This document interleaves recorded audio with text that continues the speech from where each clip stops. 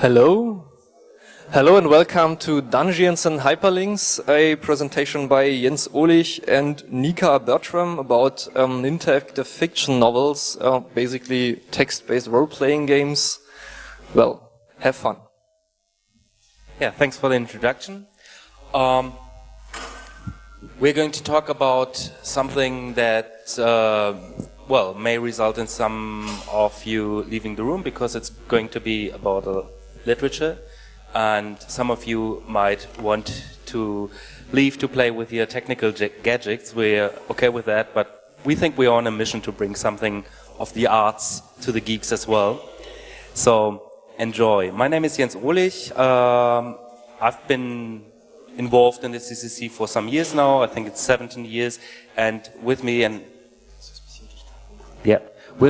I'm very happy, is Nika Bertram, who's a novelist from Cologne, and she has also some very unique experiences with interactive fiction. So, what are we going to talk about? We're going to talk about interactive what?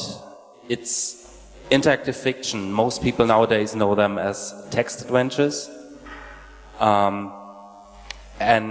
what I found remarkable was that in 1983 there was actually a review of a text adventure of a piece of interactive fiction in the New York Times Book Review, which laid out some of the characteristics of these works of fiction. Like it's more like a genre of fiction than a game, or there are like games which have been called participatory novels, interactive fiction, or my favorite, participa stories. So that's what we're going to talk about. And those who don't know what it is still, but want to know, it's interactive fiction or text adventures are almost purely textual games where you interact with the world through simple English commands, typically like go north or take lamp.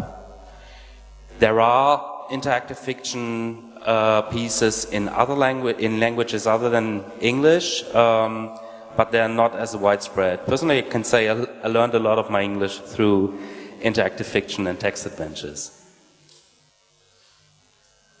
So, for short history, I mean, the idea of having something interactive, generating text is actually very, very ancient.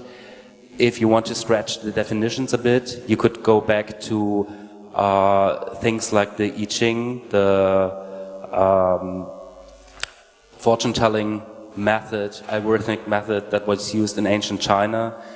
You could also say that some experiments with text automatons carried out by the scientist who goes by the name of Raimundus Lullus are, in a way, generated text and interactive fiction. You could also say that some methods that are used in Kabbalistic studies are about generating text.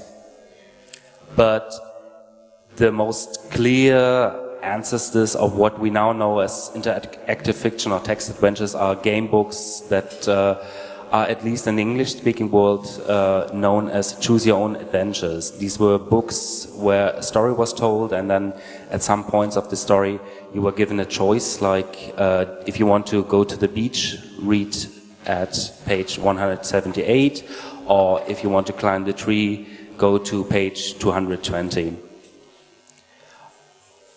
Then in 1975 something remarkable happened. A guy named Will Crowther actually wrote the first piece that is a recognizable piece of a text adventure or interactive fiction. The background story was he was a computer programmer who went through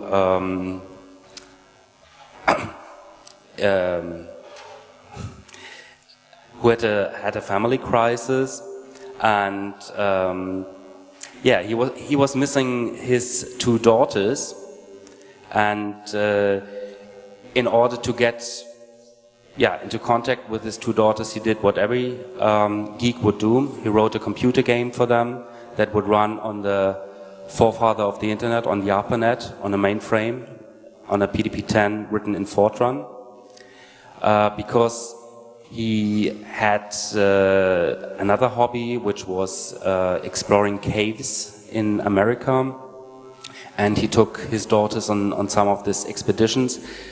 A cave game seemed appropriate, and because he wanted his little daughters to play that game, he made the game in a style that you could interact with the game through natural language, like go north, take lamp, enter that and that room.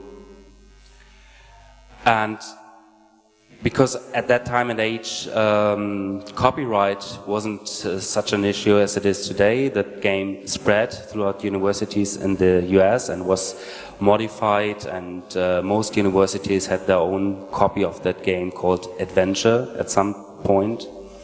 It was also tried to be commercialized by a guy called Scott Adams, who's not the author of Dilbert, but some other Scott Adams, under the name of Adventureland. But what is probably more significant, in 1977, a group of MIT students who really liked that game got together and wrote their own version of Adventure, and using the slang they used at that time for an unfinished or a work in progress, they called it Zork. Zork was the name of the file given to anything that was not yet finished. And after some time, these students graduated, and they came up with the idea of, after graduation, make a software firm.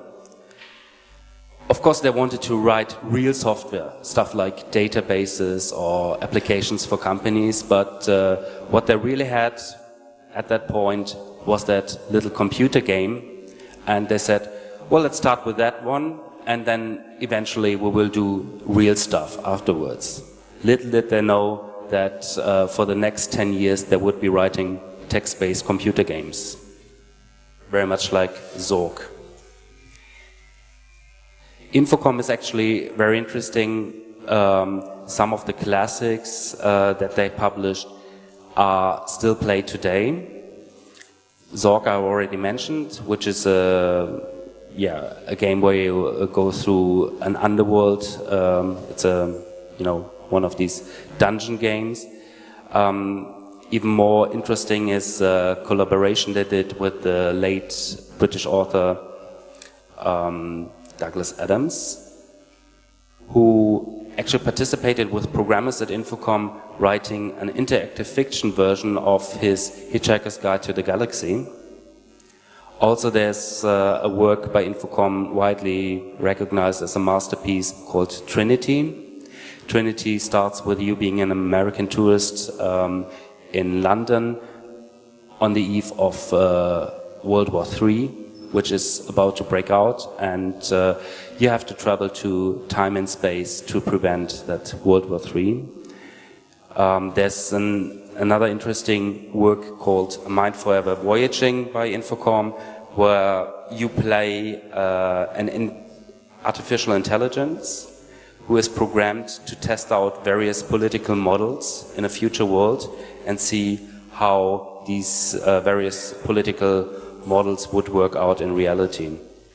And there's another piece which is, one of the rare examples of adult entertainment in interactive fiction called The Leather Goddesses of Phobos. It's not really a porn game, it's not about having sex all the time, but there are some scenes in it which are suggestive, and I find it remarkable that they actually thought that the target group was old enough to sell enough copies of a game which had a mature audience. So I've talked a lot about these games in theory. Maybe it's best to show them in practice a bit. First example of how things go I want to show is the Hitchhiker's Guide to the Galaxy, in which Douglas Adams actually participated. He didn't do the programming, but he wrote all of the text, and it starts with you waking up in a room the room is spinning very gently around your head, or at least it would be if you could see, which you can't, and it's pitch black.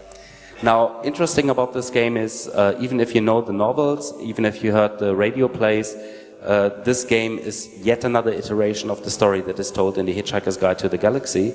And Douglas Adams once said that he likes this version of the Hitchhiker Guide the best.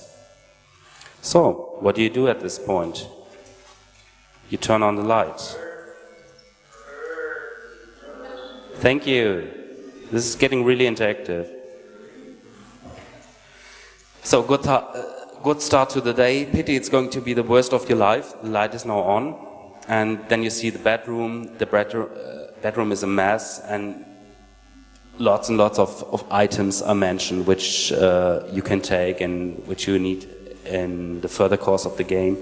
Now, a lot of attention was paid to details, like you could actually look under the bed.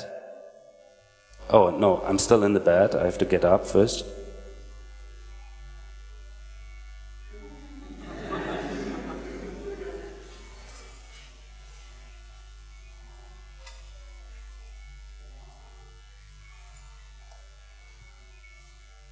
Looking under the bed is not a move that is significant in the game, but actually they wrote a text for that. Like you don't find anything there, but a few soiled handkerchiefs, a book you thought you'd lost, a couple of foreign coins, and something else which can't be fully described in a family game.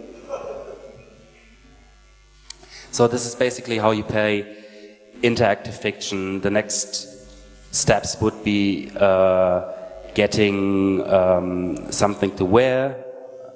There is a dressing gown over the chair. When you look at the dressing gown, you see there's something in the pockets. Pocket fluff. That's another word that entered my English vocabulary through interactive fiction. And eventually you find some medicine that you can take to get rid of that headache.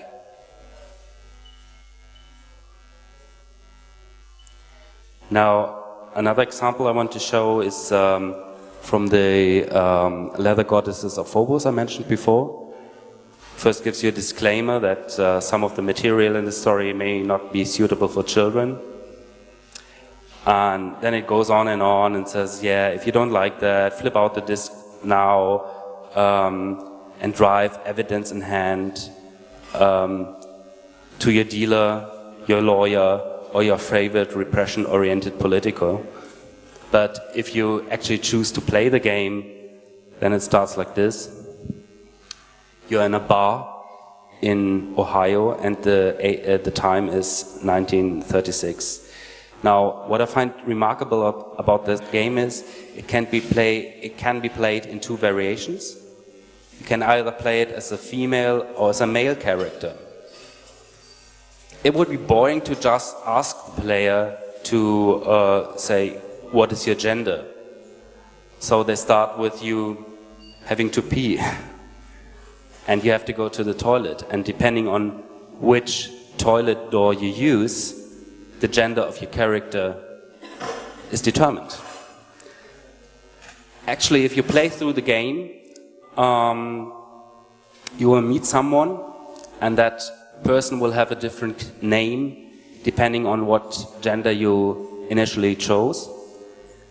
And if you refer to that person with the wrong name according to the gender you chose, the game will give you a remark like, oh, I see you're the type that swings in both directions. Now, this is still very far apart from modern Judith Butler style gender theory, but I think for a video game it's really a start. I mean, I haven't seen something where you could actually play with gender in that form. And I don't think, for instance, Tomb Raider is a good example. It's just, you know, that's even more gender stereotype, but this is very cleverly made. And I also like the idea that you have a puzzle at the beginning, and this will determine the outcome of the story or how you